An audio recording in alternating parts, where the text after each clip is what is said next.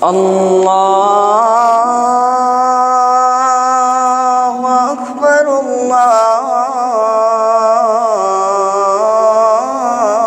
الله أكبر الله أكبر الله أكبر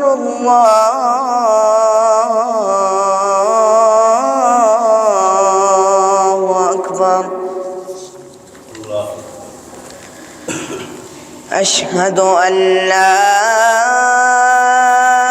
إله إلا الله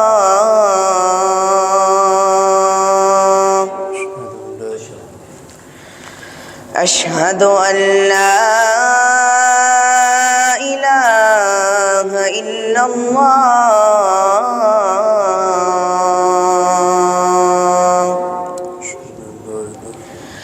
أشهد أن محمد رسول الله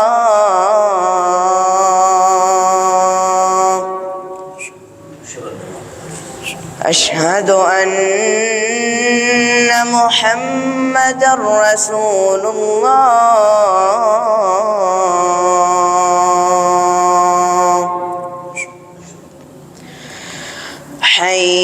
حي على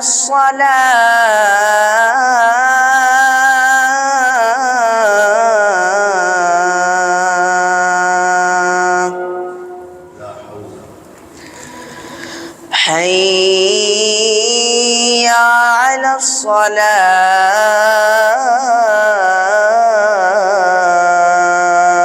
الصلاة حي على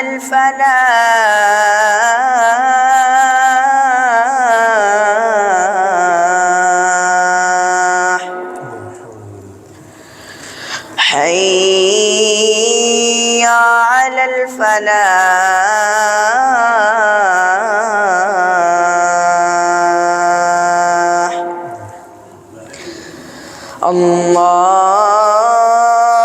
الله أكبر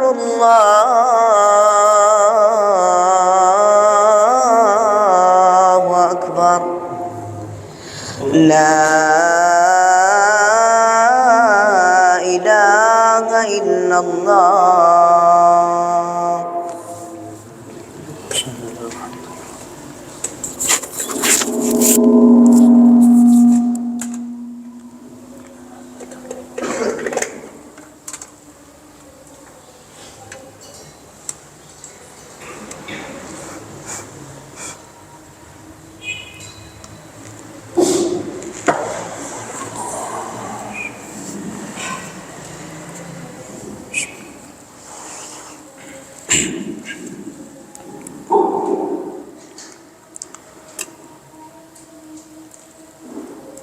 إن الحمد لله نحمده ونستعينه ونستغفره ونعوذ بالله من شرور أنفسنا ومن سيئات أعمالنا من يهده الله فلا مضل له ومن يضلل فلا هادي له أشهد أن لا إله إلا الله وحده لا شريك له وأشهد أن محمدًا عبده ورسوله يا أيها الذين آمنوا اتقوا الله حق تقاته ولا تموتن إلا وأنتم مسلمون يا أيها الناس اتقوا ربكم الذي خلقكم من نفس واحدة وخلق منها زوجها وبث منهما رجالا كثيرا ونساء واتقوا الله الذي تساءلون به والأرحام إن الله كان عليكم رقيبا يا أيها الذين آمنوا اتقوا الله وقولوا قولا سديدا يصلح لكم أعمالكم ويغفر لكم ذنوبكم ومن يطع الله ورسوله فقد فاز فوزا عظيما أما بعد فإن خير الحديث كتاب الله وخير الهدي هدي محمد صلى الله عليه وآله وسلم وشر الأمور محدثاتها وكل محدثة بدعة وكل بدعة ضلالة وكل ضلالة في النار إن الله وملائكته يصلون على النبي يا أيها الذين آمنوا صلوا عليه وسلموا تسليما. اللهم صل على محمد وعلى آل محمد كما صليت على إبراهيم وعلى آل إبراهيم إنك حميد مجيد. اللهم بارك على محمد وعلى آل محمد كما باركت على إبراهيم وعلى آل إبراهيم إنك حميد مجيد. أعوذ بالله السميع العليم من الشيطان الرجيم من همزه ونفسه ونفخه. إن الله لا يغفر أن يشرك به ويغفر ما دون ذلك لمن يشاء ومن يشرك بالله فقد افترى إثما عظيما. صدق الله العظيم. حضرات محترم، آج اللہ تعالیٰ کی توفیق سے اور آپ دوست احباب بزرگوں کی ماؤں بہنوں کی دعاؤں سے آپ کے سامنے شرک کے متعلق چند باتیں قرآن و حدیث کے مطابق بیان کرنے کا اللہ تعالیٰ نے مجھے موقع دیا ہے. میں دعا گو ہوں اپنے لیے بھی اور آپ کے لیے بھی کہ اللہ تعالیٰ میں جو بیان کروں اور آپ جو سنیں، اللہ مجھے اور آپ کو اس پر عمل کرنے کی توفیق عطا فرمائے. اور میں شکر گزار ہوں اس مسجد کے خطیب اور خادم جنہوں نے مجھے یہ موقع دیا کہ میں آپ کے سامنے چند اللہ اور اس کے رسول صلی اللہ علیہ وسلم کی بات کروں. ہمارے معاشرے میں کئی ایسے رسومات اور بدعات ہیں جن کے متعلق ہم جانتے ہیں کہ وہ غلط ہیں، لیکن صرف اور صرف اپنی انا کے طور پر یا صرف اور صرف اپنے باپ داداؤں کو یہ کرتے ہوئے دیکھ کر ہم ان رسومات سے یا ان بدعات سے ہم بچتے نہیں ہیں یا روکتے نہیں ہیں. ان میں سے سب سے بڑا جو بدعت اور سب سے بڑا جو گناہ اور جو اللہ تعالیٰ کے نزدیک بھی ایک ایسا گناہ ہے جس کے متعلق اللہ تعالیٰ فرما رہے ہیں کہ میں بے شک ان اللہ لا یغفر ان یشرک بہ ویغفر ما دون ذلک لمن یشاء، کہ بے شک میں انسان کے تمام گناہ معاف کر دوں گا، مسلمان کے تمام گناہ معاف کر دوں گا، لیکن اگر اس نے میرے ساتھ کسی کو شریک ٹھہرایا میں اس کو معاف نہیں کروں گا. اب یہ شرک، اس کا مطلب کیا ہے، اس کا معنی کیا ہے؟ ہم میں سے اکثر لوگ جو ہیں اس کا معنی غلط کرتے ہیں، اور غلط کرنے سے مراد یہ ہے کہ ان کو پتہ ہوتا ہے کہ جو شرک کر رہا ہے یا جو اس طرح کے عمل کر رہا ہے وہ غلط ہے، لیکن اپنی منانے کے لیے یا اپنی منمانی کرنے کے لیے وہ اس کا معنی بدل دیتے ہیں. ایک میں دنیاوی مثال چھوٹی سی دیتا ہوں کہ آپ کوئی چیز اپنے ہاتھ سے بناتے ہیں، کوئی روبوٹ ہے یا کوئی ٹیکنالوجی والی چیز ہے، اپنے ہاتھ سے بناتے ہیں. اس چیز کو تو چاہیے کہ وہ آپ کا کہنا مانے. آپ کوئی روبوٹ بناتے ہیں اپنی ضروریات کے لیے کہ میں اس کو استعمال کروں گا اور میں جو اس کو کمانڈ دوں گا اس نے وہی کام کرنا ہے، اپنی مرضی سے کچھ بھی نہیں کرے گا. لیکن جب وہ روبوٹ ہی آپ کی ماننا چھوڑ دے اور وہ آپ کے بجائے جا کے کسی اور کی ماننے لگ جائے تو آپ برداشت کریں گے؟ قطعاً نہیں کریں گے. آپ کہیں گے کہ بنایا میں نے اور مان کسی اور کی رہا، بنایا میں نے اور جا کسی اور کے پاس رہا ہے، یہ تو کام خراب ہو جائے گا. آپ کو غصہ آئے گا، آپ کا دل کرے گا کہ میں اس کو دوبارہ جس طرح پہلے تھا ٹوٹا ہوا، اس کے جس طرح پارٹس تھے اس کو اسی طرح میں ختم کر دوں، اس کو میں دوبارہ نہیں بناؤں گا کیونکہ اس نے میرے ساتھ جو ہے وہ اچھا سلوک نہیں کیا. تو اب سوچنے والی بات یہ ہے کہ میں نے یہ مثال کیوں دی ہے، کیونکہ اللہ رب العزت نے ہمیں پیدا کیا. اللہ تعالیٰ فرماتے ہیں لَقَدْ خَلَقْنَا الْإِنسَانَ فِي أَحْسَنِ تَقْوِيمٍ، کہ میں نے انسان کو بہترین سانچے میں بنایا ہے. یعنی کہ کس نے؟ اللہ تعالیٰ نے ہمیں پیدا کیا اللہ تعالیٰ نے ہمیں بنایا، تو جب ہم اللہ تعالیٰ کو چھوڑ کے کسی اور کے پاس جاتے ہیں تو اللہ تعالیٰ کو تو برا لگے گا۔ اور پھر اللہ تعالیٰ کیا فرماتے ہیں کہ پیدا تمہیں میں نے کیا، تمہاری دیکھ بھال میں کر رہا ہوں، تمہیں چلنا پھرنا وہ میں تمہارا کر رہا ہوں، تم کیا کھاؤ گے کس طرح کھاؤ گے وہ میرے ذمے ہے، لیکن تم سارا کچھ چھوڑ کے مجھے بھی چھوڑ کے تم کسی اور کے پاس جاتے ہو، کسی اور سے جا کے مانگتے ہو، اور کسی اور کو جا کے کہتے ہو کہ مجھے فلاں چیز دو، مجھے فلاں چیز دو، اور وہ دینے والا ہے اس کو کہتے ہو کہ وہ حاجت روا ہے، وہ داتا ہے، جبکہ حاجت روا مشکل کشا رزق دینے والا کون ہے؟ اللہ تعالیٰ کی ذات ہے۔ تو یہ ہمیں سوچنا چاہیے۔ اب ہم کسی قبر پہ جاتے ہیں، جا کر اس کو کہتے ہیں کہ ہمیں کھانے کے لیے کوئی چیز دو، ہمیں اولاد دو، ہمیں یہ بھی چاہیے، ہمیں وہ بھی چاہیے۔ اب میں 2-3 دن پہلے ایک بہت ہی اچھی کسی نے تصویر بنائی ہوئی تھی کہ ایک شخص جو ہے وہ قبرستان کے گیا ہے، تو ایک قبر کے اوپر جس کو ہم اکثر کہتے ہیں کہ بہت ولی اللہ کی قبر ہے، تو ان سے مانگا جائے، یہ وسیلہ ہیں جو اللہ تعالیٰ کی طرف ہماری دعا بھیجتے ہیں، نعوذ باللہ، جبکہ اللہ تعالیٰ فرماتے ہیں کہ ادعونی استجب لکم، مجھ سے مانگو میں تمہاری دعا سننے والا ہوں، تمہاری دعا قبول کرنے والا ہوں، تم کسی اور کے پاس کیوں جاتے ہو؟ تو وہ شخص جو ہے وہ ایک قبر کے اوپر بیٹھا ہوا ہے اور وہ کہتا ہے کہ مجھے شفا دو، میں بیمار ہوں۔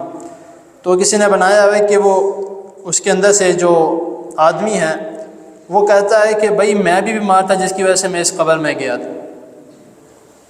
اب یہ ذرا تھوڑی ہمیں سوچنے والی بات ہے کہ وہ بھی کہہ رہا ہے کہ میں بھی بیمار تھا، مجھے تم میرے سے آ کے شفا مانگ رہے ہو، میں خود اس بیماری کی وجہ سے میں قبر میں گیا۔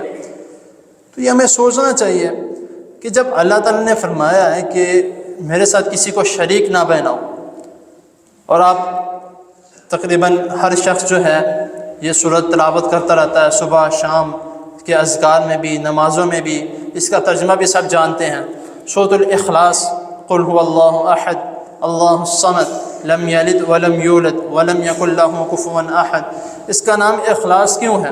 کہ اس میں خالصتاً اللہ تعالیٰ کی توحید بیان کی گئی کہ اللہ ایک ہے، اللہ تعالیٰ کے ساتھ کوئی شریک نہیں ہے، دوسرا کوئی بھی نہیں ہے، اللہ ایک ہے، اللہ الصمد، اللہ بے نیاز ہے، ہم بے نیاز نہیں ہیں، ہمیں کسی نہ کسی کی ضرورت پڑتی رہتی ہے، کبھی کس کی ضرورت پڑ رہی ہے، کبھی کس کی ضرورت پڑ رہی ہے، کبھی کوئی کام نکالنے کے لیے ہم کس کے پاس جاتے ہیں، کوئی کام نکالنے کے لیے کس کے پاس جاتے ہیں، لیکن اللہ تعالیٰ بے نیاز ہے، اللہ تعالیٰ کو کسی کی ضرورت نہیں ہے۔ تو ہمیں سوچنا چاہیے کہ ہم روز جو تلاوت کر رہے ہیں، روز جو ہم پڑھ رہے ہیں، اس کا معنی کیا ہے؟ اب اکثر جو ہے معذرت کے ساتھ ہمارے کچھ بھائی ایسے ہیں جنہوں نے ہاتھ میں دھاگا وغیرہ پہنا ہوتا ہے، یا کڑا پہنا ہوتا ہے، یا تعویذ لٹکایا ہوتا ہے۔ اب ان کے متعلق وہ کہتے ہیں کہ یہ شرک نہیں ہے، یہ ہم نے اس لیے پہنا ہے کیونکہ اس سے ہمیں شفا ملتی ہے، یا فلاں بندے نے دم کر کے ہمیں یہ دیا ہے تو ہم یہ پہنیں گے تو ہم ہر قسم کی تکلیف سے، ہر قسم کی پریشانی سے ہم بچے رہیں گے، ان کا یہ کہنا ہے۔ لیکن یہ تو ہمارے آج کا کہنا ہے، یا آج کے کچھ ایسے جو لوگ ہیں جو گمراہی کے راستے پر لے کے جا رہے ہیں ان کا کہنا ہے۔ لیکن رسول اللہ صلی اللہ علیہ وسلم کیا فرماتے ہیں اس کے متعلق؟ اب ہمیں ذرا اس کے بارے میں سوچنا چاہیے کہ ہمارا آج کا کہنا ہو سکتا ہے کہ بڑا سے بڑا بھی عالم ہو، اس سے کوئی غلطی کوتاہی ہو سکتی ہے، لیکن رسول اللہ صلی اللہ علیہ وسلم سے کبھی کوئی غلطی، کوئی جھوٹ، نعوذ باللہ کچھ بھی نہیں ہو سکتا، کیونکہ اللہ رب العزت نے کیا فرمایا؟ وَمَا يَنْطِقُ عَنِ الْهَوَىٰ إِنْ هُوَ إِلَّا وَحْيٌ يُوحَىٰ۔ تو رسول اللہ صلی اللہ علیہ وسلم نے وہی بیان کرنا ہے جو اللہ تعالیٰ نے نبی کریم صلی اللہ علیہ وسلم کی طرف بھیجنا ہے۔ رسول اللہ صلی اللہ علیہ وسلم کے پاس 10 آدمی آئے بیعت لینے کے لیے، یعنی کہ ہاتھ پہ ہاتھ رکھ کے نا وہ بیعت لیتے تھے۔ رسول اللہ صلی اللہ علیہ وسلم کے پاس 10 آدمی آئے، ان میں سے 9 آدمیوں نے رسول اللہ صلی اللہ علیہ وسلم کے ہاتھ پر بیعت لی۔ ایک آدمی نے جب ہاتھ آگے بڑھایا تو نبی کریم صلی اللہ علیہ وسلم نے دیکھا کہ اس کے ہاتھ پہ ایک دھاگا بندھا ہوا ہے۔ یہ صحیح حدیث ہے، السلسلۃ الصحیحہ کی حدیث ہے، یہ آپ جا کے خود بھی اس کے متعلق مطالعہ کر سکتے ہیں کہ رسول اللہ صلی اللہ علیہ وسلم نے جب اس ایک شخص کے ہاتھ میں دھاگا بندھا ہوا دیکھا تو رسول اللہ صلی اللہ علیہ وسلم فرماتے ہیں کہ یہ کیا ہے؟ اس کے ہاتھ میں دھاگا تھا. نبی کریم صلی اللہ علیہ وسلم، آج ہم کہتے ہیں کہ دھاگا دم کر کے پہنا ہے، نبی کریم صلی اللہ علیہ وسلم کے زمانے میں بھی جو صحابہ کرام رضی اللہ تعالیٰ عنہم ہوتے تھے، ان کا بھی جو دم وغیرہ وہ کیا کرتے تھے وہ رسول اللہ صلی اللہ علیہ وسلم کے طریقے کے مطابق کیا کرتے تھے. تو جب انہوں نے اس طرح کوئی عمل نہیں کیا تو ہم کون ہوتے ہیں کہ کہنے والے کہ ہمارا تعویذ پہنو، ہمارا دھاگا پہنو، ہمارا کڑا پہنو، اس پہ دم کیا ہوا، اس سے تمہیں کچھ بھی نہیں ہوگا. رسول اللہ صلی اللہ علیہ وسلم کیا فرماتے ہیں؟ اللہ اکبر، کہ یہ جو دھاگا تم نے پہنا ہے اس کو اتارو. یا ایک حدیث میں آتا ہے کہ رسول اللہ صلی اللہ علیہ وسلم نے اس کا ہاتھ پکڑا اور اس دھاگے کو ہاتھ ڈالا اور زور سے کھینچ کے توڑ دیا اور توڑ کے پھینک دیا. نبی کریم صلی اللہ علیہ وسلم نے کیا فرمایا کہ جس شخص نے کسی بھی قسم کا تعویذ لٹکایا، دھاگا لٹکایا یا اس طرح کا کوئی عمل کیا تو وہ جان لے کہ وہ شرک ہے. اور صرف اتنا ہی نہیں، رسول اللہ صلی اللہ علیہ وسلم نے ایک حدیث میں اور فرمایا کہ جو شخص اس طرح کا کوئی عمل کرتا ہے، تعویذ لٹکاتا ہے، دھاگا پہنتا ہے، کوئی کڑا پہنتا ہے، میرے ساتھ شرک کرتا ہے، رسول اللہ صلی اللہ علیہ وسلم کہتے ہیں اللہ تعالیٰ کے ساتھ جو شرک کرتا ہے اس طرح کے کام میں، تو قیامت والے دن وہ اسی کے سپرد کر دیا جائے گا. اب ذرا سوچیں کہ ہمیں جہنم کی آگ سے کوئی دھاگا بچا سکتا ہے؟ آپ دنیا میں کسی دھاگے کو لے کر آگ کے اوپر، اب یہ چھوٹی سی آگ ہے جو ہم ذرا سی ہاتھ پہ لگ جائے تو ہم کبھی کوئی چیز ملتے ہیں، کبھی فریج میں جا کے رکھتے ہیں، کبھی کوئی کریم لگا رہے ہیں کہ ہلکا سا یہ دنیاوی آگ کا ایک چھوٹا سا جو شعلہ ہے وہ ہمیں لگائے. جو جہنم کی آگ ہے وہ تو پتہ نہیں. اللہ تعالیٰ سب کو محفوظ رکھے، سب کو جہنم سے بچا کے رکھے اللہ تعالیٰ سب کو. اب دھاگا جو ہے وہ اس کو دنیاوی آگ پہ ذرا تھوڑی دیر کے لیے رکھیں، کیا بنے گا اس کا؟ وہ مڑ کے ختم ہو جاتا ہے، یا سڑ جاتا ہے یا ختم ہو جاتا ہے. تو اب یہ دھاگا یا یہ تعویذ یا یہ کڑا جس کو تھوڑی دیر کے لیے بھٹی میں رکھا جائے جو پگھل جاتا ہے، یہ ہمیں قیامت والے دن جو ہم عمل کر رہے ہیں، شرکی عمل کر رہے ہیں، ہمیں بچا سکتا ہے؟ نہیں بچا سکتا. تو پھر ہمیں خود سوچنا چاہیے کہ جب اس طرح کی کوئی چیز ہی ہمیں بچا نہیں سکتی تو ہم کیوں اس کی طرف جا رہے ہیں؟ ہمیں رسول اللہ صلی اللہ علیہ وسلم نے طریقے بتائے ہیں کہ اگر بیمار ہو تو یہ عمل کرو ٹھیک ہو جاؤ گے، اگر کوئی مصیبت ہے تو یہ عمل کرو ٹھیک ہو جاؤ گے، اگر کوئی پریشانی ہے یہ عمل کرو تم ٹھیک ہو جاؤ گے، تمہاری پریشانی دور ہو جائے گی. لیکن وہ تو تب ہے کہ ہم جب اس بات کو سمجھیں گے. ہم نے صرف اور صرف کچھ لوگوں کے پیچھے لگ کے، یا کچھ ایسے، میں نام نہیں لوں گا یا اس طرح کے الفاظ استعمال نہیں کروں گا، کچھ ایسے لوگوں کے پیچھے لگ کے جو کہ گمراہی کی طرف لے کے جاتے ہیں، ہم صرف ان کے پیچھے لگ کے جو ہے نہ ہم تحقیق کرتے ہیں، نہ ہم اس کے بارے میں پڑھتے ہیں، کہتے کہ جو اس نے کہہ دیا وہ میں نے مان لیا. وہ یہ بھی کہے گا کہ اگر سورج مغرب سے نکل رہا ہے تو میں وہ بھی مان لوں گا. ایسا نہیں ہے. رسول اللہ صلی اللہ علیہ وسلم نے کیا فرمایا کہ جب تمہارے پاس کوئی شخص کوئی بات لے کے آتا ہے سب سے پہلے اس کی تحقیق کر لو. اسی طرح اللہ تعالیٰ نے قرآن مجید میں بھی یہ فرمایا. تو پھر ہم کیوں نہیں تحقیق کرتے؟ ہمیں خیال کرنا چاہیے کہ جو یہ شخص بات کر رہا ہے اس کا سوال پوچھا جائے اسے کہ بھئی آپ نے جو یہ بات کی ہے یہ مجھے کسی قرآن کسی حدیث میں آپ مجھے لکھ کے بتاؤ گے، دیکھ کے بتاؤ گے آپ؟ پھر وہ دیکھیں اس کے ساتھ کیا بنتا ہے. وہ آپ کے سوال کا جواب نہیں دے کیونکہ اس کے پاس کوئی جواب ہی نہیں ہے. تو ہمیں ان باتوں کا جو ہے وہ خاص طور پہ خیال کرنا چاہیے. اب جس طرح میں نے کہا کہ ہم اکثر لوگوں کی باتیں مان لیتے ہیں اور ہم کہتے ہیں کہ بہت پہنچی ہوئی ہستی ہے. ابھی کچھ دن پہلے کی بات ہے، میں نرسری میں کوئی چیز لینے گیا تھا دکان سے، تو وہاں پر ایک بابا جی آئے، کافی ضعیف تھے. وہ آ کر مجھے کہتے ہیں کہ مانگنے والے تھے، آگے مجھے کہتے ہیں کہ بیٹا کچھ پیسے دے دو، بابا جی کی دعا بڑی لگتی ہے.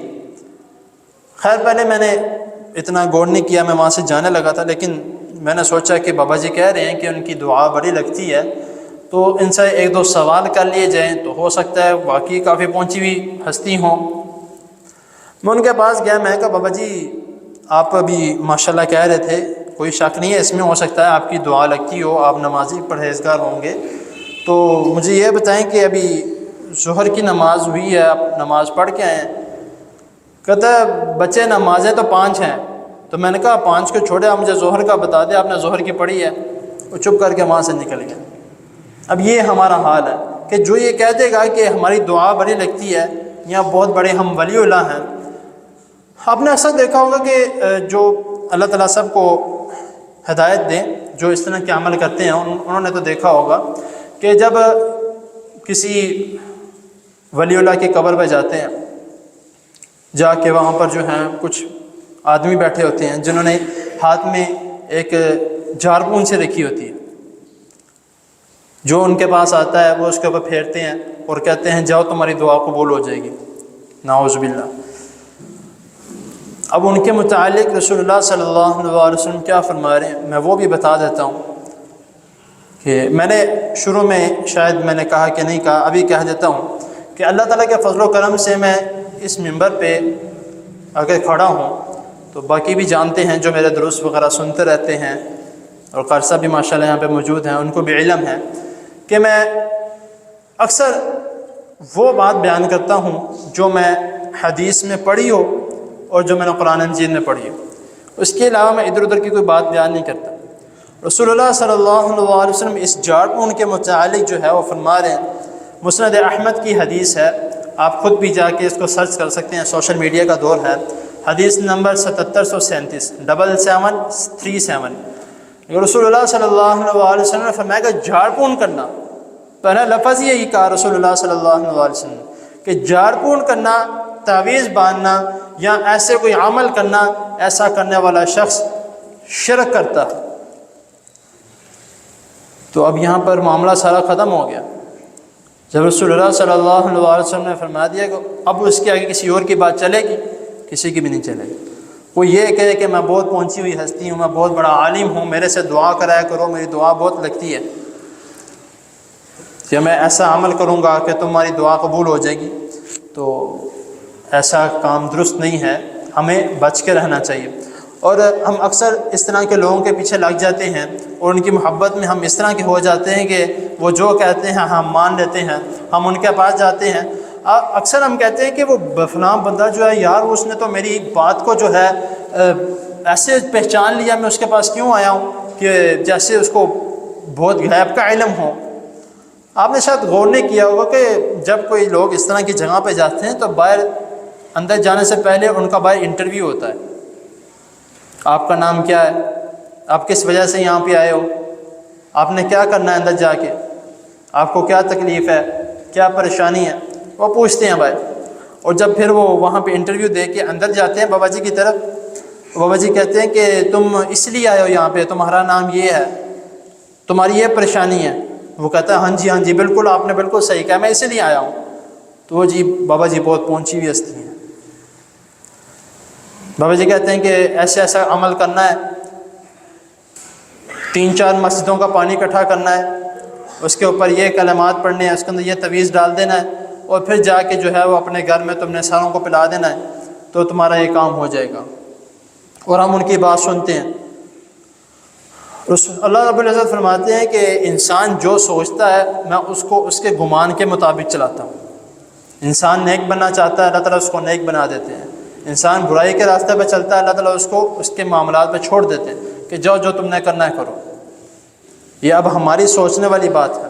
اور اس طرح کے لوگوں کے متعلق جن کی محبت میں ہم بالکل ہی اندھے ہو جاتے ہیں کہ ہمیں صحیح اور غلط کی کوئی سمجھ نہیں لگتی کہ صحیح کیا ہے غلط کیا ہے، ان کے متعلق اللہ رب العزت قرآن مجید میں فرماتے ہیں سورہ بقرہ آیت نمبر 165 میں کہ وَمِنَ النَّاسِ مَن يَتَّخِذُ مِن دُونِ اللَّهِ أَندَادًا يُحِبُّونَهُمْ كَحُبِّ اللَّهِ وَالَّذِينَ آمَنُوا أَشَدُّ حُبًّا لِلَّهِ، کہ اے لوگوں تم نے جو اپنے یہ بنا رکھے ہیں، تم ان سے اتنی شدید محبت کرتے ہو، تو بعد میں تمہارا کیا بنے گا؟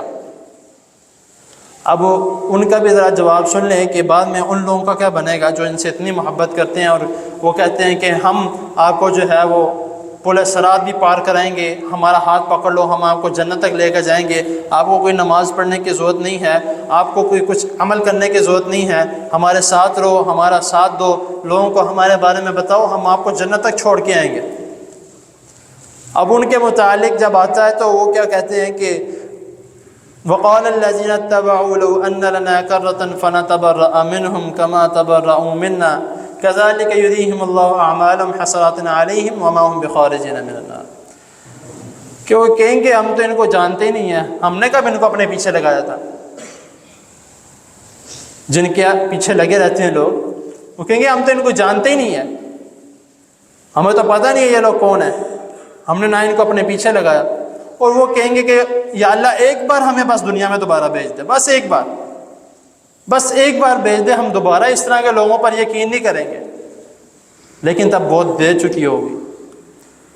اب اللہ رب العزت نے ایک سارا قرآن مجید جو ہے وہ کھول کے بیان کر دیا کہ ایسا عمل کرو گے تو تمہیں یہ گناہ ملے گا، ایسا عمل کرو گے اللہ تعالیٰ تم سے ناراض ہو جائیں گے، یہ عمل کرو گے اللہ تعالیٰ تمہیں مسلمانوں کی لسٹ میں سے خارج کر دیں گے. لیکن ہم اس کی پرواہ نہیں کرتے.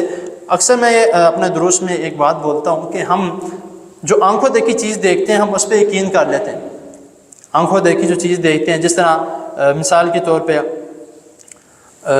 کوئی سپر مارٹ والے جو ہیں جن کے بڑے بڑے مال ہیں وہ سیل لگا دیتے ہیں، یا اس شرط پہ سیل لگا دیتے ہیں کہ جو بندہ سب سے زیادہ نفل پڑے گا اس کو ہم یہ انعام دیں گے. ہم اس پہ یقین کریں گے کیونکہ ہمیں انعام نظر بھی آ رہا ہے اور انعام ملے گا بھی جب زیادہ سے زیادہ نفل پڑھیں گے.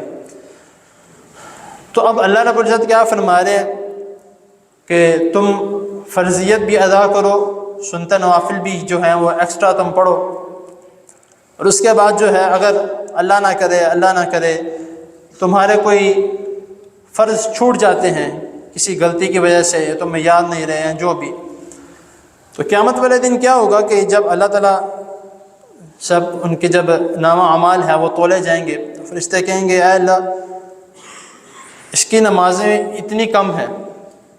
تو اللہ تعالیٰ کیا فرمائیں گے کہ اس کے جو سنتے نوافل ہیں ان کو بیچ میں ایڈ کر کے اس کی فرضیت پوری کر دو اور اس کو جنت میں داخل کر دو.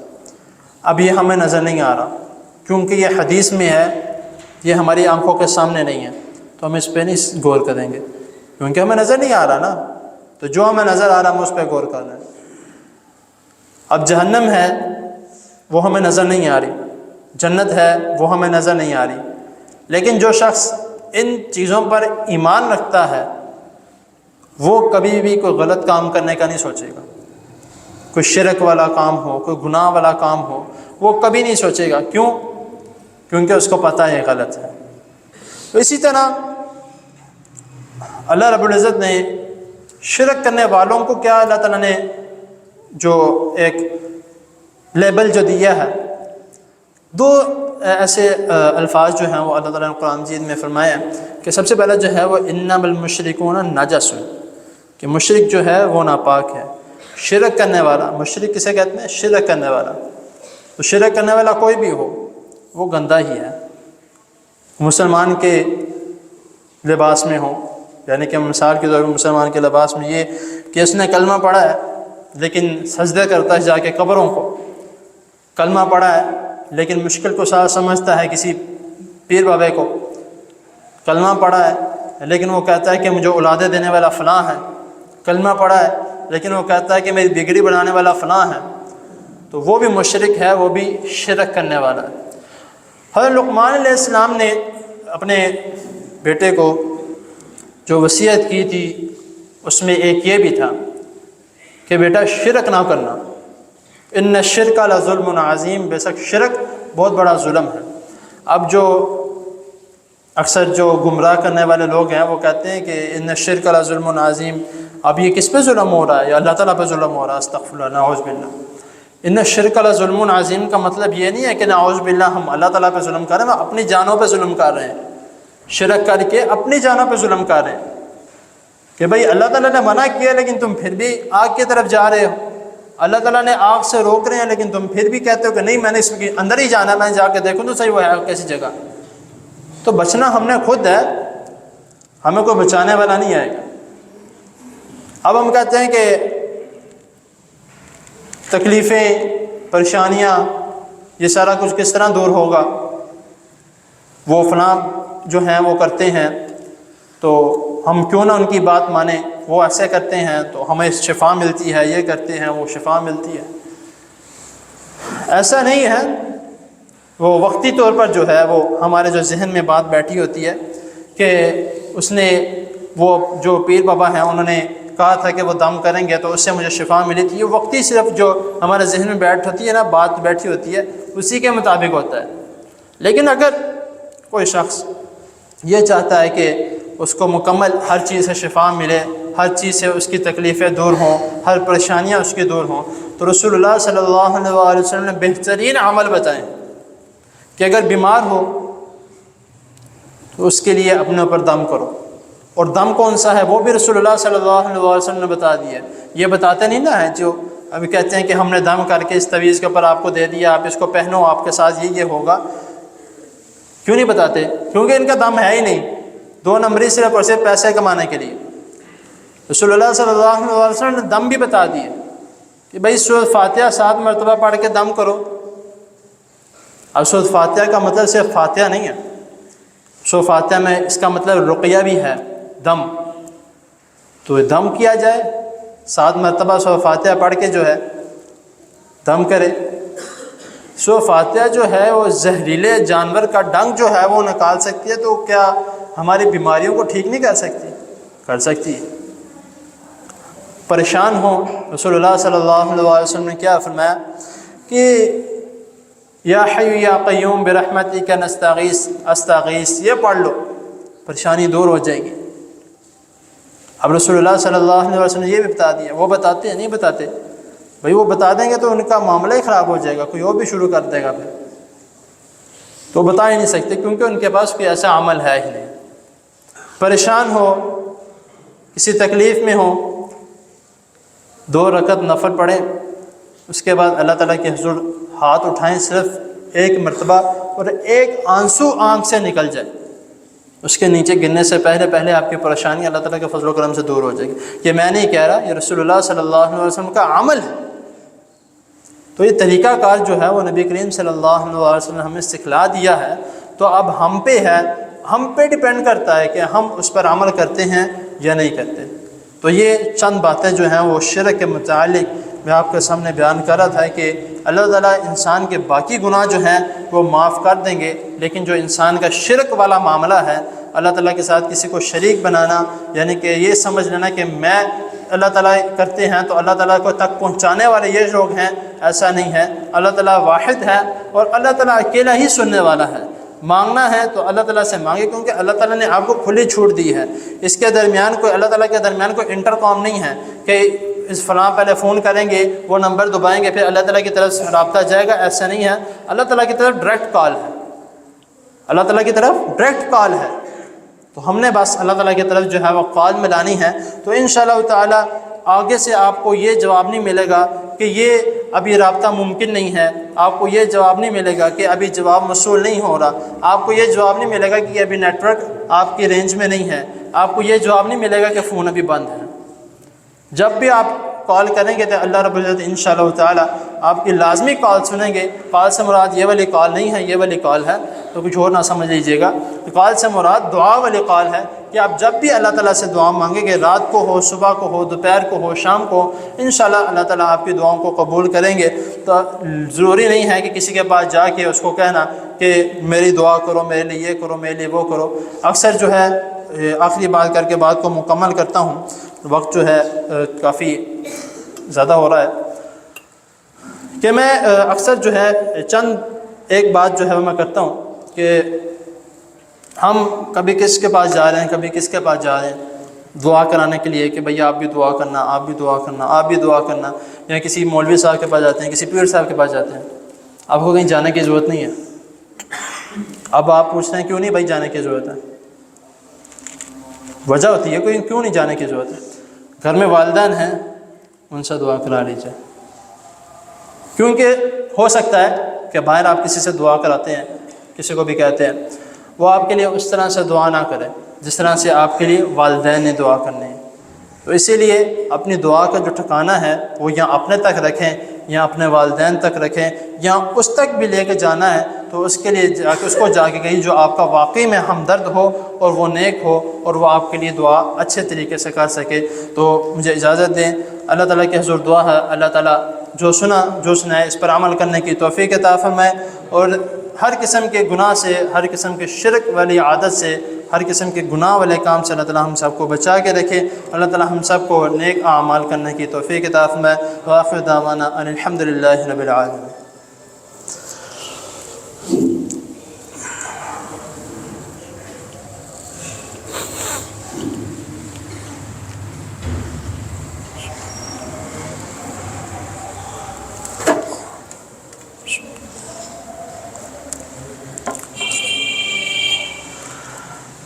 إن الحمد لله نحمده ونستعينه ونستغفره ونعوذ بالله من شرور أنفسنا ومن سيئات أعمالنا.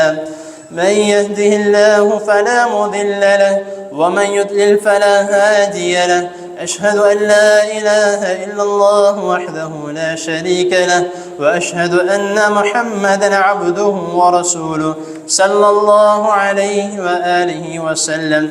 أما بعد، إن الله وملائكته يصلون على النبي يا أيها الذين آمنوا صلوا عليه وسلموا تسليما.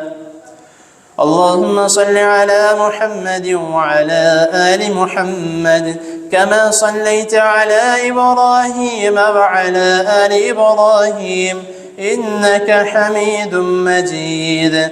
اللهم بارك على محمد وعلى آل محمد كما باركت على إبراهيم وعلى آل إبراهيم إنك حميد مجيد. ربنا آتنا في الدنيا حسنة وفي الآخرة حسنة وقنا عذاب النار. ربنا ظلمنا أنفسنا وإن لم تغفر لنا وترحمنا لنكونن من الخاسرين. لا إله إلا أنت سبحانك إني كنت من الظالمين. اللهم اشف مرضنا ومرضى المسلمين. اللهم اشف مرضنا ومرضى المسلمين. اللهم اشف مرضنا ومرضى المسلمين. يا شافي الأمراض اشف مرضنا ومرضى المسلمين. اللهم انصر الإسلام والمسلمين. اللهم أعز الإسلام والمسلمين. اللهم إنا نعوذ بك من جهد البلاء ودرق الشقاء وسوء القضاء وشماتة الأعداء. رب ارحمهما كما ربياني صغيرا. رب ارحمهما كما ربياني صغيرا.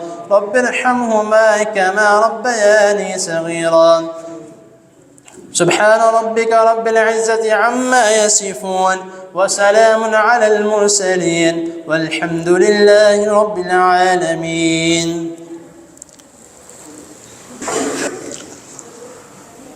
الله أكبر.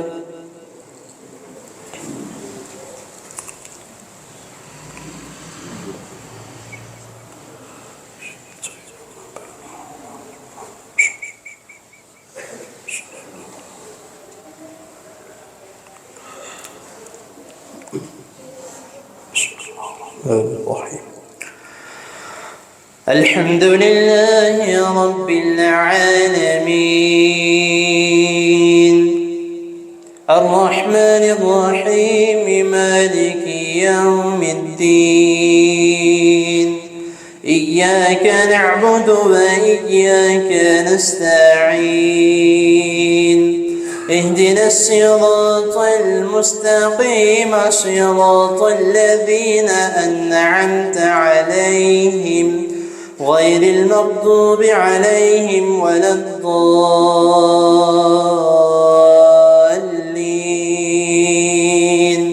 آمين.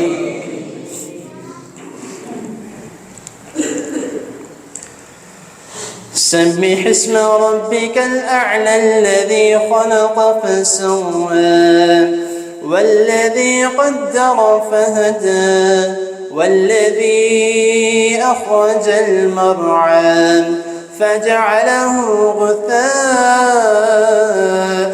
أحوى. سنقرئك فلا تنسى إلا ما شاء الله إنه يعلم الجهر وما يخفى. ونيسرك لليسرى فذكر إن نفعت الذكرى سيذكر من يخشى ويتجنبها الأشقى الذي يصلى النار الكبرى ثم لا يموت فيها ولا يحيا قد أفلح من تزكى وذكر اسم ربه فصلى بل تؤثرون الحياة الدنيا والآخرة خير وأبقى إن هذا لفي الصحف الأولى صحف إبراهيم وموسى. الله أكبر. الحمد لله رب العالمين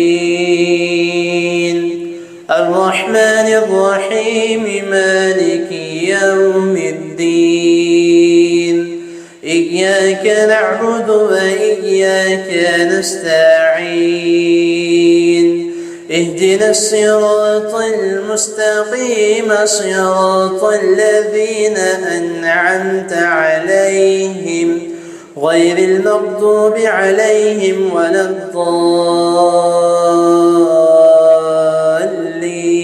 الضالين آمين.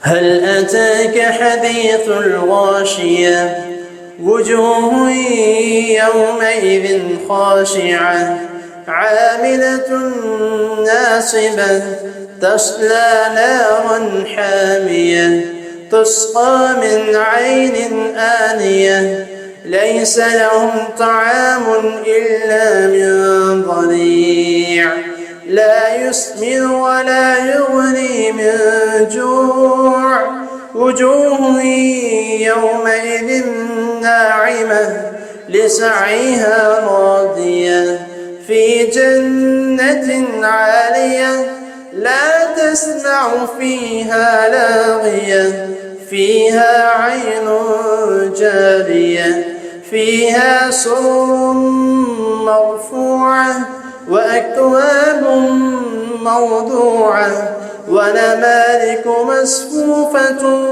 وزرابي مبثوثة أفلا ينظرون إلى الإبل كيف خلقت وإلى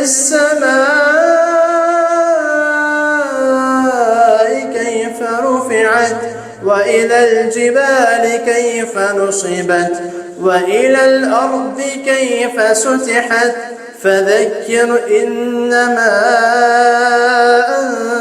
أنت مذكر لست عليهم بمسيطر إلا من تولى وكفر فيعذبه الله العذاب الأكبر إن إلينا إيابهم ثم إن علينا حسابهم.